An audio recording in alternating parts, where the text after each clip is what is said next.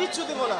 আপনারা বলেন, আপনারা বন্ধ করে দেন, আমরাও মানছি স্যার যে প্লাস্টিক অবৈধ, ঠিক আছে, না আমাদের একটা ব্যবস্থা, আপনারা যদি রিকোয়েস্ট করেন আমাদের একটা ব্যবস্থা করবে স্যার। আপনারা আমাদের বন্ধু, জনগণের বন্ধু না আপনারা? আপনারা যদি এটা না বলেন, আপনারা তো করে দিয়ে গেছেন বন্ধু, তারা বেতন দিব না স্যার, কিচ্ছু দিব না, বা আপনারা আমরা মানতেছি এটার কারণে আমাদের ক্ষতি হয় স্যার, আমাদেরও প্রচুর ক্ষতি হইতেছে। ব্যবস্থা নেওয়া উচিত ছিল। গত 1 নভেম্বর থেকে কি হয়েছিল?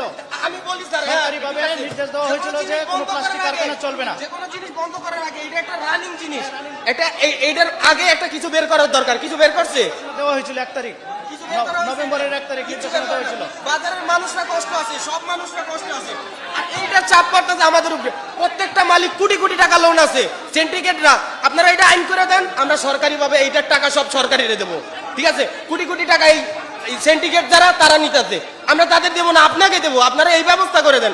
তারপরে আপনারা কিছু বের করেন, এটা বন্ধ করে দেন, আমরা নিজেরা বন্ধ করে দেবো, ঠিক আছে?